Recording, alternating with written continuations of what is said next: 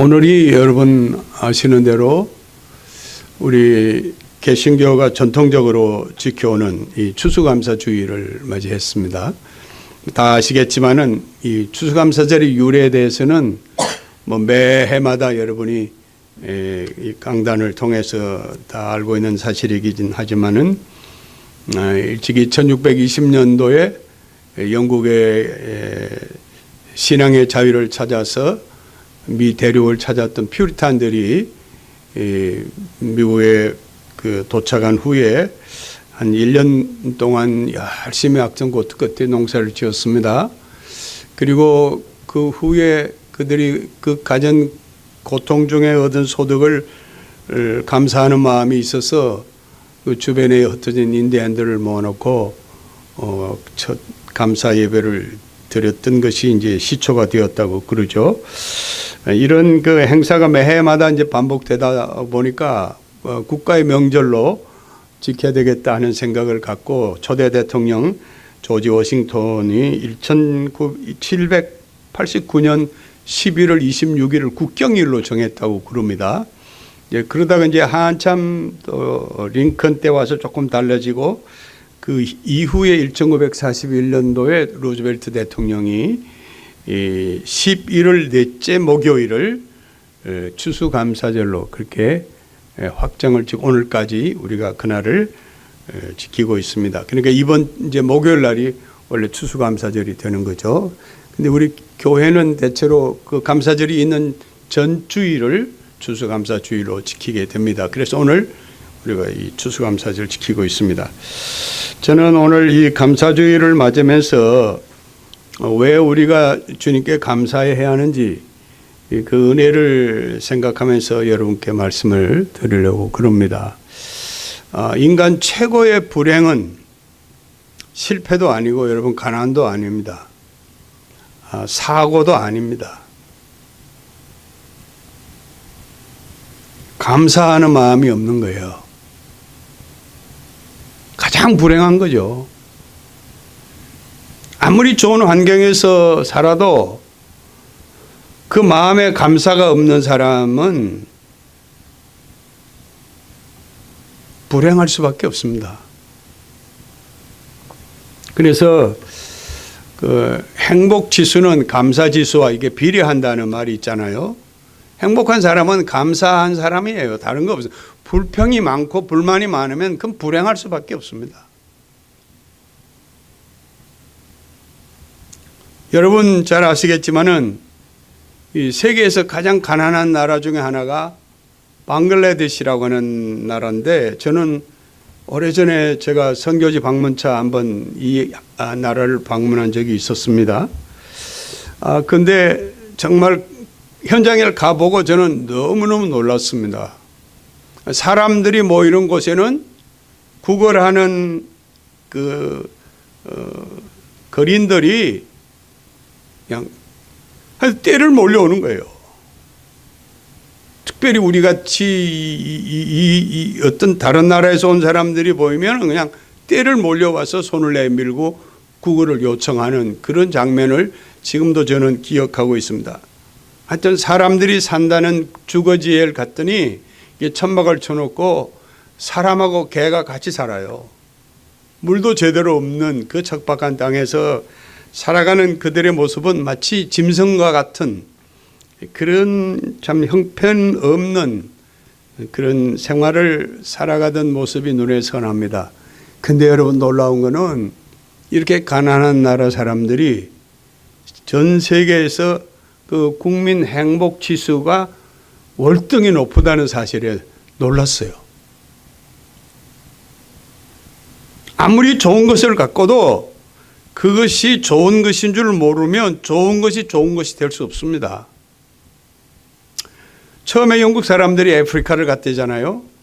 근데 아이들이 노는데 보니까 금강석이 박힌 돌을 가지고 공깃돌을 하고 놀더라는 거죠.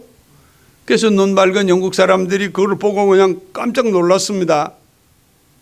그래서 뭐 껌을 주고 사탕을 주고 그 돌을 막 아이들한테 받고 따져 그렇지 않습니까? 그러니까 소중한 것을 갖고 있으면서도 그 소중한 것의 가치를 모르는 거예요. 날마다 좋은 음식을 먹으면서도 불평하며 사는 사람은 마른 떡 하나를 놓고도 감사하는 사람보다 훨씬 불행합니다. 아무리 건강해도 그 건강을 감사하지 않는 사람은 핸디캡으로 살면서도 감사하며 사는 사람보다 훨씬 불행한 사람입니다. 여러분, 저는 평생을 교회 주변을 떠나지 않고 살면서 그동안 대체로 예수 믿는다는 사람들 틈에서 살았잖아요. 지금도 예외가 아닙니다만은. 근데 누가 내게 어떤 사람이 정말 믿음 좋은 사람인가 하고 묻는다면 저는 숨도 쉬지 않고 아무리 신앙생활을 오래 해도 불평 많은 사람은 믿음 좋다 말할 수 없습니다. 신앙의 성숙은 감사하는 자에게만 볼 수 있습니다. 그러므로 여러분, 신앙의 지수는 감사 지수와 비례해요. 감사하는 사람은 누가 봐도 그 사람 믿음 좋은 사람입니다. 동의하십니까, 여러분? 여러분, 감사라는 건 물질이 많고 무슨 소득이 많고 건강하고 지위가 있고 예수를 오래 믿었다는 그런 상대적인 조건 때문에 저절로 생기는 게 아니거든요. 대체로 사람들은 이런 생각을 합니다. 뭐든 내가 원하는 대로만 되면 나는 감사할 거야. 나는 만족할 거야. 그러나 여러분, 불행하게도 우리가 지금까지 살아오면서 정말 내가 원하는 대로 되는 경우가 그렇게 많지 않습니다. 물론 어느 정도 자기가 원하는 뜻을 성취할 수는 있겠지만은 채우면 또 채울 게 또 있어요. 왜냐하면 우리 인간의 욕심은 끝이 없기 때문에 그렇습니다. 그러므로 만족하기가 참 어렵죠. 겉으로 보면 저 사람이면 늘 감사하면 살 수 있겠다. 우리가 그런 생각을 할지 모르지만 사실은 그렇지 않는 경우가 많습니다. 사람은 그 누구도 예외 없이 자신이 원하는 것만큼 모든 소망을 이루는 사람은 거의 없습니다. 하나를 채우면 또 하나를 더 채우고 싶은 욕심은 끝이 없기 때문입니다. 그래서 내 뜻이 이루어지면 감사하겠다는 사람은 평생을 살아도 감사할 수가 없습니다. 그러므로 사랑하는 여러분, 어떻게 사는 것이 과연 우리를 행복하게 하며 살아갈 수 있을까? 어떻게 하면 감사하며 살아갈 수가 있을까? 다른 대답은 없습니다. 우리가 하나님 믿고 그분의 섭리를 따라 살면 어디서 어떤 형편에서든지 자족하며 감사하며 살 수가 있어요. 그래서 이 시간 저는 여러분에게 왜 우리가 감사하며 살아야 하는지를 오늘 본문을 통해서 그 이유를 지금 말씀을 드리려고 그럽니다. 자, 여러분 보세요. 오늘 우리가 읽었던 시편 118편 1절입니다. 한번 여러분 저를 따라해 주시기를 바랍니다. 여호와께 감사하라. 예, 함께 큰 소리로 따라하세요. 여호와께 감사하라. 저는 선하시며 그 인자하심이 영원하심이로다. 여러분, 시편에는 이와 동일한 말씀이 여러 차례 반복됩니다. 시편 107편 1절에도 똑같은 말이 나오고 시편 137편 1절에도 136편 1절에도 똑같은 말씀이 나옵니다. 여호와께 감사하라. 그 선하시며 그 인자하심이 영원함이로다. 여러분, 우리가 믿는 하나님은 선하신 분이시며 인자하신 분이시기 때문에 우리가 감사하며 살아야 된다 하는 거예요. 자, 그런데 여기 여러분 보세요. 하나님이 선하시다 하는 이 말이 무슨 뜻일까? 그냥 우리 상식으로는 하나님이 착하신 분, 악의가 전혀 없는 분, 노하지를 하지 않으신 분, 혹시 여러분 그런 의미일까요? 물론 우리가 믿는 하나님은 뭐 도덕적으로는 전혀 하자가 없지요. 흠결이 없는 분이시죠. 그분은 정말 선하신 분이시죠. 그 의심의 여지가 없습니다. 하나님이 무슨 뭐 전혀 그분에게 불의가 있을 수 있겠습니까? 누가 하나님의 선하심과 인자하심을 의심할 수가 있을까요? 전혀 그분에게는 그런 하자가 없는 분이시라는 것 우리 다 동의합니다. 자, 그런데 사실은 여러분, 하나님이 선하시다 하는 이 말은 우리가 생각하는 것처럼 그렇게 단순히 착하고 선하신 분이라는 그런 의미만은 아니에요. 보세요. 창세기 1장 3절부터 4절 상반절까지 제가 성경을 읽어드립니다. 잘 주목해서 보세요. 하나님이 이르시되 빛이 있으라 하시니 빛이 있었고 빛이 하나님 보시기에 좋았더라. 여러분 잘 아시는 내용입니다. 자, 그런데 여기에서 하나님 보시기에 좋았더라 하는 이 말을 히브리어 단어로는 뭐라고 얘기하느냐 하면은 토브라 그래요. 토브. 한번 여러분 따라하세요. 토브. 이 토브라고 하는 이 말은 시편 오늘 읽은 우리가 118편 1절에 나오는 선하시다는 그 말과 동일한 단어예요. 그러니까 보시기에 좋았더라는 말도 토브이고 오늘 본문에 나오는 선하시다는 말도 토브예요. 히브리어 말로. 그러니까 하나님 보시기에 좋았더라는 이 말과 선하다는 이 말은 동일한 언어래요. 단순히 선하다는 이 말이 뭐 도덕적으로 어떤 성품이 착하다 그런 의미만이 아니라는 거죠. 그래서 창세기 1장 2절에 보시면 여러분 땅이 혼돈하고 공허하며 흑암이 깊음 위에 있을 때 하나님이 빛을 창조하신 후 보시기에 좋았더라 그렇게 말씀하지 않았어요? 여기 깊은 의미가 있습니다. 여러분 하나님이 선하시다라고 하는 이 말은 단순히 하나님이 도덕적으로 선하시다는 것이 아니라 흑암과 혼돈의 땅에 빛을 창조하심으로 우리에게 밝은 세상을 보여주심으로 보시기에 좋았다는 뜻이에요. 그렇습니다. 우리가 하나님께 감사하는 것은 하나님이 우리에게 빛이시기 때문에 감사한다는 거예요. 여러분 이해가 되세요? 우리가 믿는 예수님도 스스로 자신을 말씀하십니다. 요한복음 8장 12절에 그렇게 말씀하셨어요. 예수께서 나는 세상의 빛이라 하시면서 나를 따르는 자는 어두움에 다니지 아니하고 생명의 빛을 얻으리라. 사랑하는 여러분, 하나님이 선하시다 하는 이 말은 그분이 우리보다 뭐 착하신 분이시기 때문에 감사해야 한다는 거 아니라 정말 우리가 감사해야 하는 것은 소경이 눈을 뜨게 해 주신 것처럼 우리를 어둠과 죄로부터 사망으로부터 구원해 주시는 빛이 되어 주셨기 때문에 우리가 감사하라는 거야. 이해가 되세요, 여러분? 여러분 우리가 하나님도 모르고 예수님도 모르고 살았다면 어떻게 됐을까? 가끔 그런 생각하세요?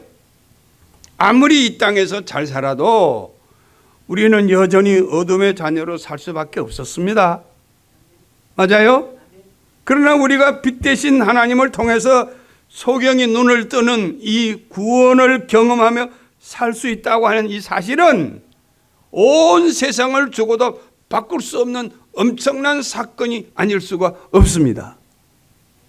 그래서 우리가 감사해야 한다는 거예요. 물론 빛을 본다는 것은 우리 두 눈으로 보는 세상은 아닙니다. 이건 영적인 눈을 말하는데요. 아무나 그 세계를 볼 수 없습니다. 여러분 신령한 눈이 열려야 돼요. 믿으십니까? 그 세계를, 그 빛의 세계를 보는 눈은 이 눈 가지고는 볼 수가 없는 거죠. 영안이 열려야 된다고 그러잖아요. 여러분 많이 들어보시잖아요. 영안이 열려야 된다 그러죠. 그것은 소경이 눈을 뜨는 이 육안이 아닙니다. 여러분 두 눈 갖고도 남들이 볼 수 없는 영적인 신비를 보며 산다는 뜻이에요. 그것은 그 어떤 것과도 비교할 수 없는 엄청난 축복이며 감사할 충분한 이유가 됩니다. 믿으시면 아멘 하세요, 여러분. 가끔 저는 이제 그런 생각을 합니다. 만일 두 눈을 갖고도 볼 수 없는 세상을 산다면 얼마나 불행할까. 제 경우는 그렇습니다. 특별히 개인적으로 제가 젊은 시절에 목회 초년 시절에 다 아시다시피 사고로 인해서 제가 오른쪽 눈을 잃었지 않습니까? 그 후 제가 한눈으로 지금까지 많이 불편하게 살았습니다. 그럼에도 감사한 것은 한눈이라도 볼 수 있었던 것이 얼마나 감사한지 몰라요. 만일에 그때 제가 두 눈을 다 잃었다면 얼마나 불편했을까. 한눈이라도 볼 수 있다는 것이 생각해 보니까 얼마나 감사한 일인지 몰라요. 그런데 여러분 잘 들으세요. 우리가 육신의 눈을 볼 수 없을 때 그 불편함도 감당하기 참 어려운 불행이 될 수 있다면 자 여러분 두 눈을 갖고 살면서도 정말 우리가 보아야 할 진정한 빛을 보지 못하고 산다면 이건 엄청난 불행이에요.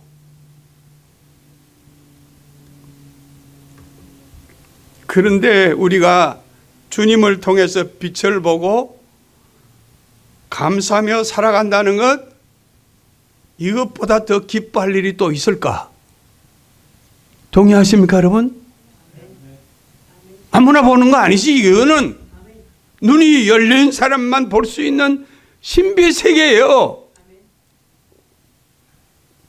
그래서 여러분, 저 머리가 남보다 가난하다, 뭐 그것 때문에 고민하지 마세요. 나 출세하지 못했다, 그것 때문에 여러분 주눅 들 거 없어요. 우리는 남이 못 보는 빛 대신 우리 주님을 믿고 산다는 것, 이 세상의 어떤 것 축복과도 비교할 수 없는 것이라고 저는 믿습니다. 예? 이거보다 큰 은혜가 어디 있느냐 말이죠. 그래서 인간은 하나님 앞에 그 신비로운 것을 모르기 때문에 가지고도 불평하고 아무리 소득을 취해도 여전히 불만이 많고,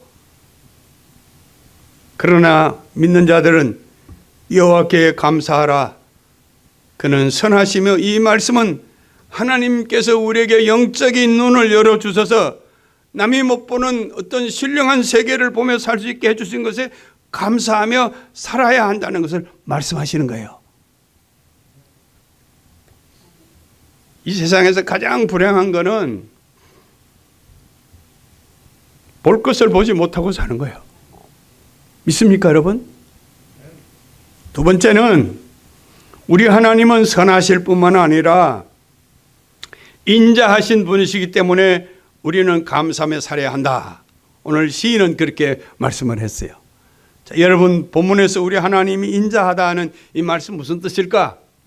제가 인자란 말을 국어사전에 이게 한번 그 의미를 찾아보았습니다. 그랬더니 어떻게 해석을 했냐면 어질고 자애롭다 그랬어요. 이 인자라는 말을 우리말로 국어사전은 어질고 자애롭다 그랬어요. 어질다는 말은 무슨 얘기인지 아시죠, 여러분? 사람 주 사람 어질다 그러잖아요. 뭐 이해가 많다, 뭐 수용한다, 뭐 어질다는 말은 뭐 지혜롭다, 뭐 여러 가지 뭐 의미가 있습니다만은 어쨌든 물론 우리 하나님은 끝없이 어지신 분이시고 자애로우신 분임 틀림없습니다. 여러분 동의하시죠?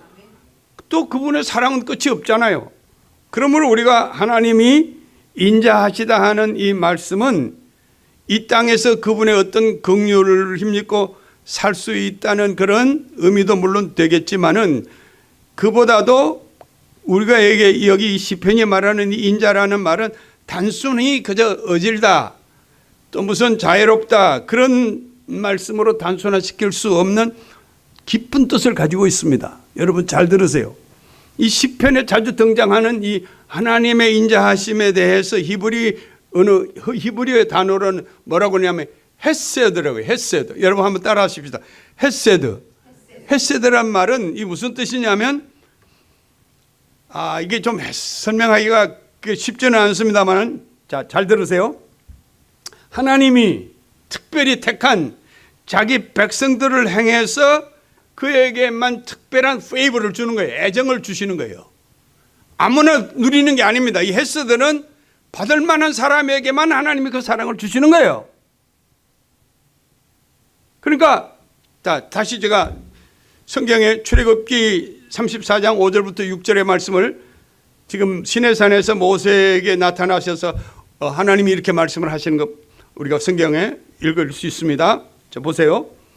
여호와께서 구름 가운데 강림하사 그와 함께 거기 서서 여호와의 이름을 반포하실새 여호와께서 그의 앞으로 지나시며 반포하시되 여호와로라 여호와로라 자비롭고 은혜롭고 노하기를 더디하고 인자와 진실이 많은 하나님이로다 그랬어요. 여기에 인자라는 말이 나오는데 헤세드입니다. 여기도 헤세드란 말입니다.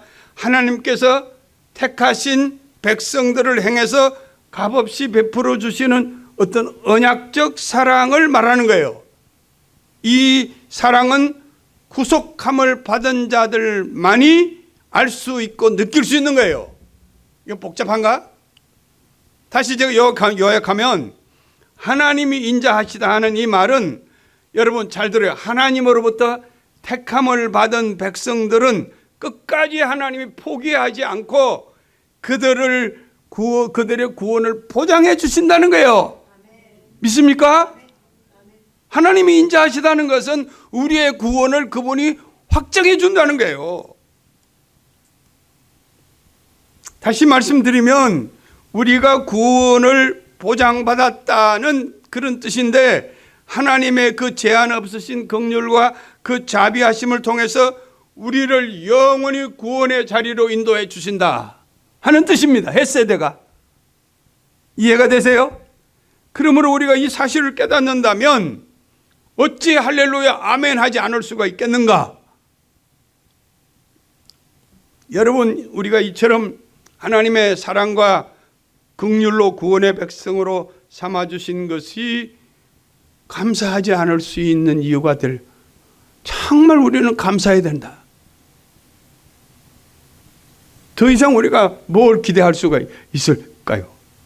하나님이 우리를 언약의 백성으로 부르시고 성부 하나님의 따뜻한 품에 안겨줘서 그뿐 아니라 성자 예수 그리스도의 십자가 보혈로 구원을 보장받아서 성령 인도하심을 따라 살아갈 수 있다는 이 엄청난 특권이 아닐 수가 없습니다. 그러므로 사랑하는 여러분, 하나님이 우리를 책임지고 구원을 보장해 주는 사랑, 그 사랑 그것이 헤세드의 사랑, 그것이 자비라는 말씀을 기억하시기를 바랍니다. 자, 그래서 우리는 이 놀라운 사랑을 입은 시편 기자들이 오늘 본문에 보니까 2절에서 4절에 이렇게 노래합니다. 이제 이스라엘은 말하기를 그의 인자하심이 영원하다 할지로다. 3절입니다. 이제 아론의 집은 말하기를 그의 인자하심이 영원하다 할지로다. 4절입니다. 이제 여호와를 경외하는 자는 말하기를 그의 인자하심이 영원하다 할지로다. 여러분, 이 세상에 아무리 부부애가 좋아도 부부도 그 사랑이 영원하지 못합니다. 친구가 아무리 좋아도 그 사랑은 영원할 수 없습니다. 부모 자식 간의 사랑도 영원할 수 없습니다. 그러나 우리 하나님의 사랑은 우리를 향한 사랑, 그 사랑은 영원하다고 성경은 말하고 있습니다. 시편 23편 6절에 보시면 내 평생의 선하심과 인자하심이 반드시 나를 따르리니 내가 여호와의 집에 영원히 살리로다. 그렇습니다. 하나님이 우리의 구원을 영원히 보장해 주심으로 우리가 영원히 하나님 여호와의 집에서 살게 됐다고 노래하고 있습니다. 그래서 여러분 이 약속은 우리에게만이 어떤 로얄티를 주시는 거예요. 이 놀라운 비밀을 우리가 안다면 어찌 우리 주님께 감사치 않을 수 있을까? 여러분 믿으시면 아멘 하세요. 마지막으로 오늘 세 번째 우리가 하나님께 감사하지 않을 수 없는 이유는 5절부터 7절까지입니다. 자, 제가 읽어 드릴게요. 내가 고통 중에 여호와께 부르짖었더니 여호와께서 응답하시고 나를 넓은 곳에 세우셨도다. 여호와는 내 편이시라. 내가 두려워하지 아니하리니 사람이 내게 어찌할까? 여호와께서 내 편이 되사 나를 돕는 자들 중에 계시니 그러므로 나를 미워하는 자들에게 보응하시는 것을 내가 보리로다. 여러분, 하나님은 언제나 오늘 본문은 우리 편이시라고 말씀하십니다. 우리가 하나님께 감사해야 하는 것은 하나님이 우리 편이시기 때문에 우리는 감사해야 한다는 거예요. 세상에 사는 동안 우리가 늘 경험하며 사는 것이지만 어떨 때는 참 외롭다. 나는 왜 이렇게 혼자이지? 혹시 여러분 그런 느낌을 느낄 때가 없지 않지요? 특히 우리 같이 나이가 들면 나이 들수록 누가 아무 말을 하지 않았는데도 서운할 때가 있어. 우리들끼리만 통하는 얘기지. 하루 종일 전화 한 통이 없이 살아갈 때 어떤 소외감을 느끼지요? 예?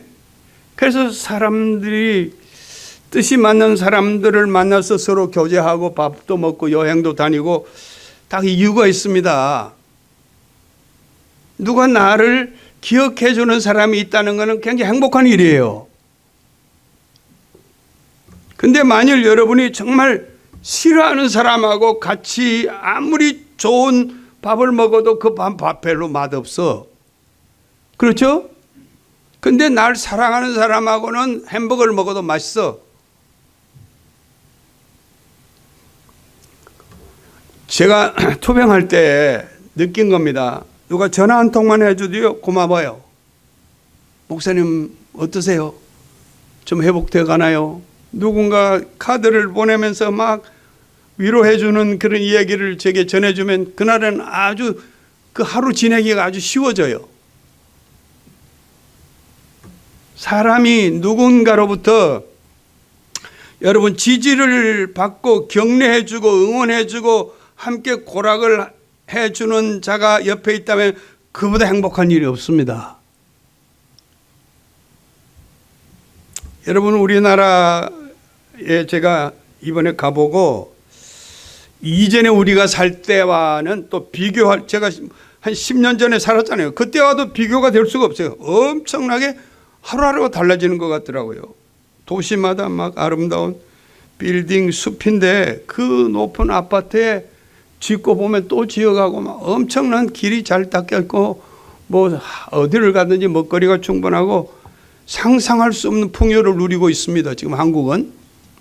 그런데 여러분 이토록 겉보기는 화려하고 놀라운 그런 풍성함을 보이는데 왜 사람들이 그렇게 자살하는 사람이 많을까? OECD 국가 중에서 여러분 아시죠? 우리나라가 가장 자살률이 높은 나라가 됐다고 그럽니다.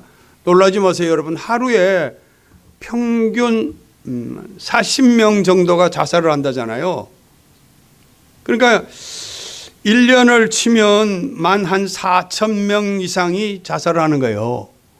그 우리나라가 지금 사망률 제일 1위가 암으로 죽는 사람이 제일 많고, 근데 놀라운 사실은 여러분 10살부터 39살까지 나이에 해당되는 젊은 층에서는 자살하는 해서 죽는 사람이 제일 많대요. 별로 여러분 놀라지도 않으시네. 심각한 문제입니다, 이거. 병으로 앓는 게 아니에요. 그냥 제 목숨을 제가 끊어요.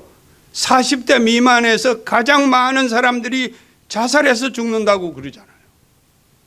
이게 한국 통계입니다. 왜 사람들이 이토록 스스로 자신의 목숨을 끊을까? 이유는 한 가지입니다. 여러분, 한 가지 이유는 내 편이 없기 때문에 그런 거예요. 사람이 외톨이가 되면 그보다 불행한 건 없습니다. 그래서 친구가 필요하고 누군가로부터 사랑받고 누군가를 사랑하는 것은 우리의 삶을 윤택하게 하는 매우 중요한 요소가 되는 거죠. 사람들이 점점 군중 속에 살면서도 고독을 느낍니다. 그래서 사회학자 리츠만이라는 사람이 우리 현대인들을 일컬어서 현대인들은 군중 속에서 고독을 느끼며 살아가고 있는 사람들이라고 말했어요. 여러분, 우리가 사는 세상은 많은 사람이 같이 하는 것 같아도 결국 혼자 합니다. 우리가 사는 동안에 잘 들었어요, 여러분. 내 편이 있다는 것은 행복한 일입니다. 근데 여러분, 그 누구도 영원한 내 편은 없습니다. 아내도 내 편이 아닙니다. 남편도 내 편 아닙니다. 언젠가는 다 헤어질 사람들이에요. 영원히 우리와 함께 해주실 유일한 한 분이 계십니다. 하나님만이 우리 편이십니다. 믿으세요, 여러분? 오늘 5절부터 9절의 말씀입니다. 내가 고통 중에 여호와께 부르짖었더니 여호와께서 응답하시고 나를 넓은 곳에 세우셨도다. 여호와는 내 편이시라. 내가 두려워하지 아니하리니 사람이 내게 어찌할까. 여호와께서 내 편이 되사 나를 돕는 자들 중에 계시니 그러므로 나를 미워하는 자들에게 보응하시는 것을 내가 보리라. 여호와께 피하는 것이 사람을 신뢰하는 것보다 나으며 여호와께 피하는 것이 고관들을 신뢰하는 것보다 나으리라. 사랑하는 여러분, 우리가 왜 하나님께 감사하며 살아야 할까요? 제가 다시 요약해 드립니다. 첫째는 우리가 믿는 하나님은 선하신 분이시기 때문입니다. 어둠의 눈을 밝혀 신령한 눈을 열어 그의 나라를 보고 희망을 갖고 살 수 있도록 우리를 도우신 분이시기 때문입니다. 그 다음에 여러분, 우리 하나님은 빛을 창조하셔서 그렇습니다. 보시기에 좋았더라. 토부. 빛이신 주님을 통해서 우리가 눈이 열려 신령한 세계를 볼 수 있게 된 것은 우리 믿는 자들의 빼앗길 수 없는 특권입니다. 둘째는 우리가 믿는 하나님은 인자하신 분이시라고 그랬죠. 헤스더. 무슨 말씀이라고 그랬죠? 하나님이 우리를 구원을 보장해 주셨기 때문에 세상에 돈으로도 할 수 없고 권력으로도 할 수 없는 영원한 구원을 하나님이 우리에게 보장해 주셨기 때문에 우리가 감사해야 된다는 거야. 마지막으로 다시 한번 여러 말씀드립니다. 왜 우리가 감사해야죠? 환난 날에 나를 부르라. 내가 너를 건지리니 내가 나를 영화롭게 하리라. 시편 50편 15절의 말씀처럼 하나님은 여러분 영원히 우리 편에 있습니다. 죽는 날까지 하나님은 우리를 포기하지 않고 우리 편이 되어주시리라고 믿습니다. 믿으시면 여러분 아멘 하세요. 기도하겠습니다. 그렇습니다. 하나님,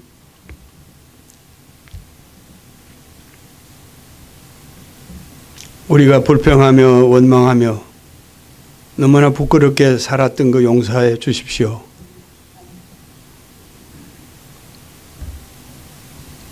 생각하면